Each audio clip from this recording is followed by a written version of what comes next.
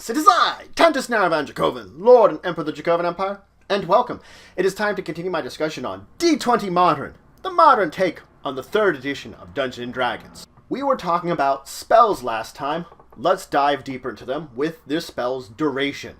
Spells more often than not will have some kind of duration associated with them, a time period in which their effects, their spellness, will last. This can be rounds, minutes, hours. It could even be a variable amount of time. If it is a variable amount of time, your game master will roll to find out what that exact variable will be before it is applied, of course. Now, there are other words when it comes into duration, more than just a measured time. Instantaneous is an effect that goes into effect, and then it is done. Bam! Quick, efficient, gone. Now, the effects of said spell, the results of it, could be long-lasting, but the spell itself, the magic itself, comes and goes quickly. Permanent means you've created something permanently. You've created a magical effect or something that lasts indefinitely. You have to do nothing to maintain it. It's just there.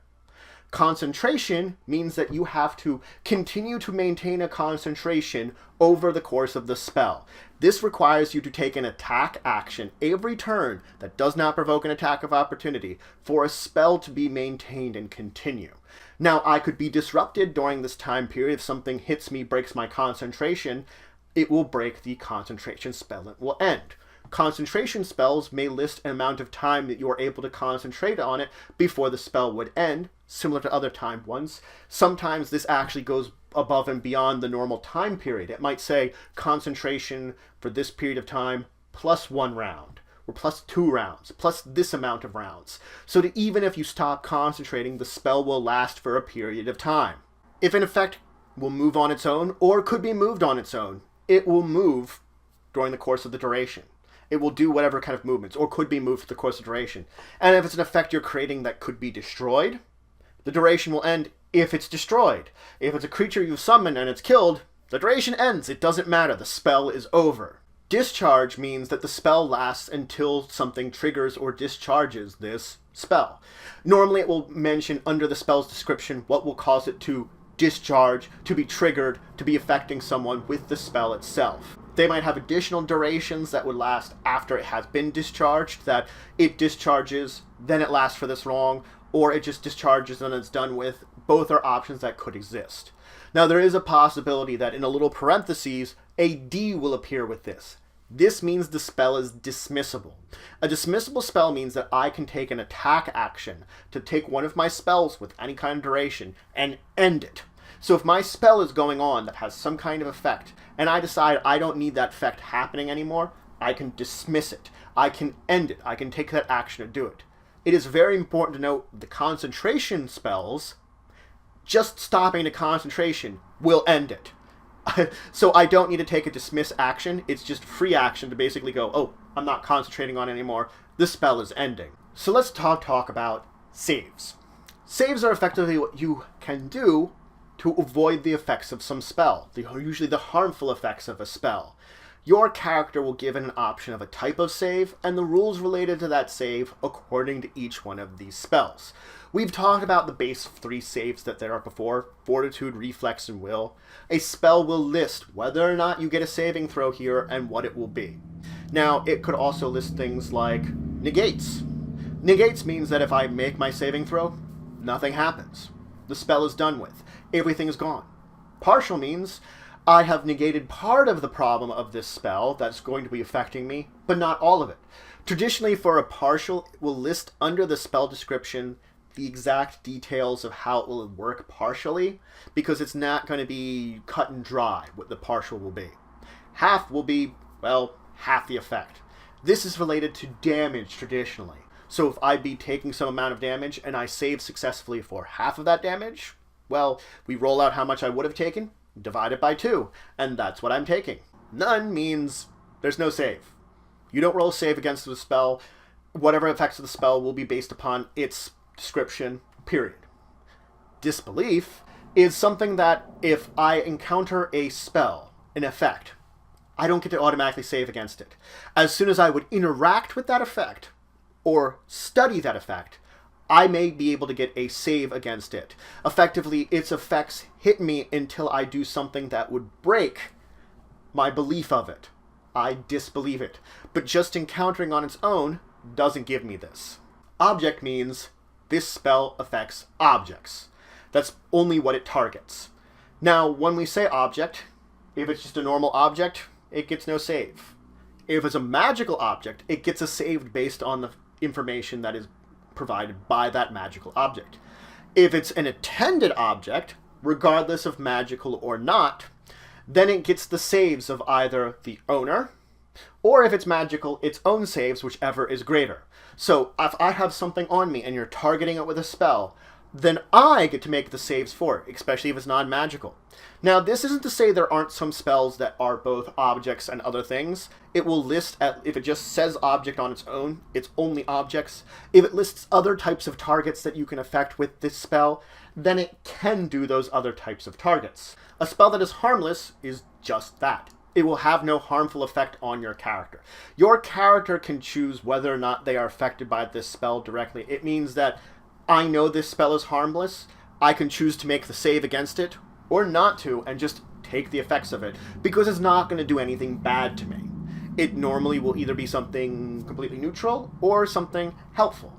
I have that choice, and I understand what that choice is when I'm being affected by the spell.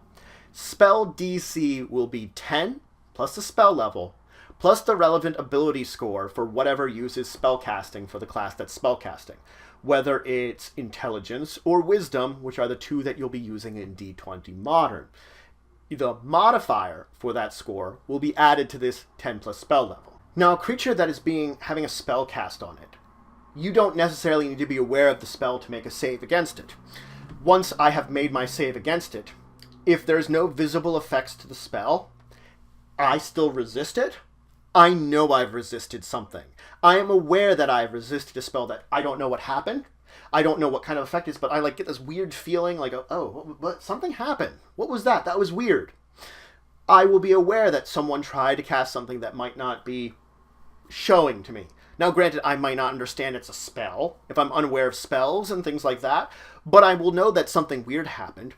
You as the caster will be aware if you were successful or not in your attempts to cast the spell on this person. I will be aware if, oh, that guy resisted it. Now, at any time, regardless of what kind of spell it is, I can voluntarily fail a save.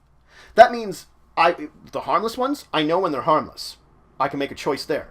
Any other save, if my game master tells me to make a save, I can be like, nah, I'm just going to take whatever it is. I can choose that any time.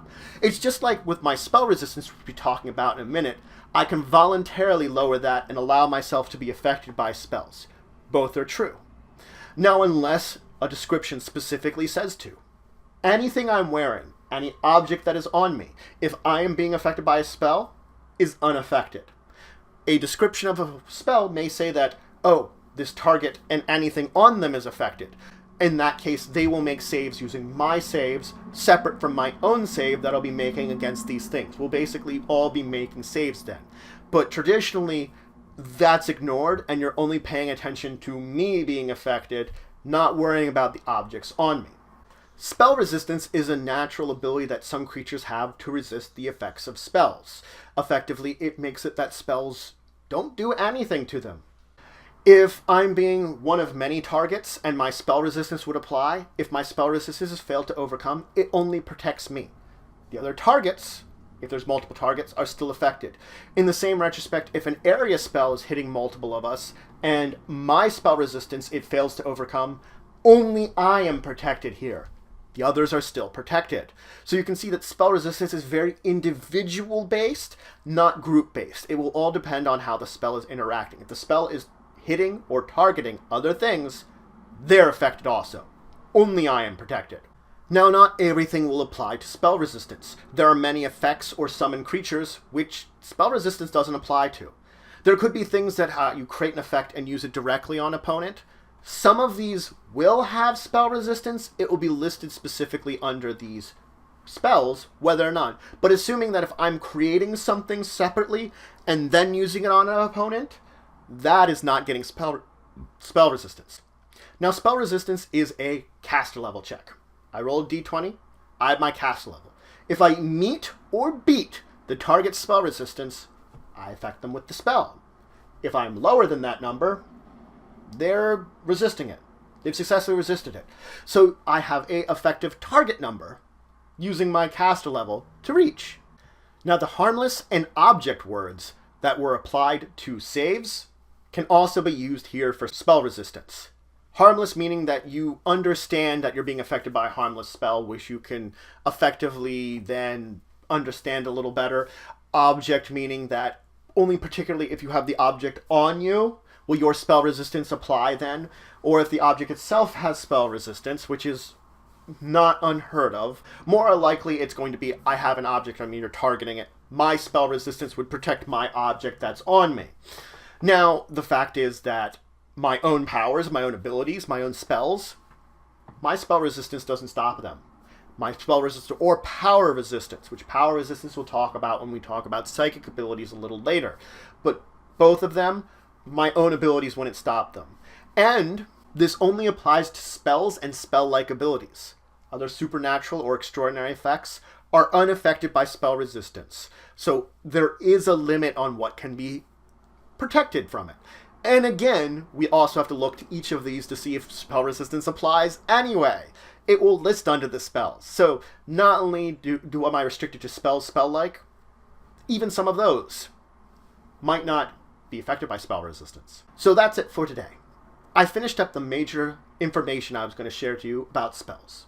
Its duration, how long it lasts, the saves you're going to make against it, avoiding it, and of course spell resistance. Maybe if you're a creature or player that has this that can naturally avoid spells. In the next episode, we're going to talk about the description of spells and then move into going specifically into details about arcane spells. Maybe touch on divine spells if we get to them. But if we have any questions, comments, anything you want to say, anything you think I left out, please leave in the comments below. Please like, share, and subscribe. Be sure to support the channel, the Empire, the work I do. If you want to show some extra support, you're going to check out my Patreon. Link description below. There's some great rewards there. It helps to grow and improve the channel and the Empire. Regardless, until the next time, I bid you farewell.